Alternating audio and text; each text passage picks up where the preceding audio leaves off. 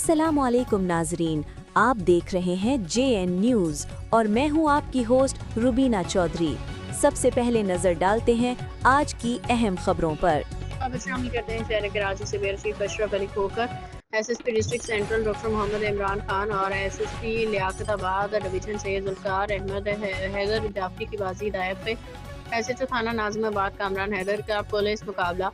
थाना नाजिमाबाद के हदूद AO क्लिनिक के करीब पुलिस और मोटरसाइकिल सवार स्ट्रीट क्रिमिनल के दरमियान फायरिंग का तबादला हुआ, जिसके नतीजे में एक मुलजम जख्मी हालत में गिरफ्तार जख्मी मुलजम की शनाख्त वकास वल तारिक इम्तियाज के नाम से हुई है। मुलजम के कब्जे से एक पिस्तौल 30 बोर, एक मोटरसाइकिल, एक मोबाइल फोन बरामद हुआ। इब्तदाई मालूमात के मुताबिक गिरफ्तार मुलजम की आदि जराइम पेशा है जो मुख्तलिफ थाना जात के हदूद में स्ट्रीट क्राइम, डकैती, पुलिस मुकाबला, नाजायज असलहा के मुकदमात में पहले भी गिरफ्तार होकर जेल जा चुका है।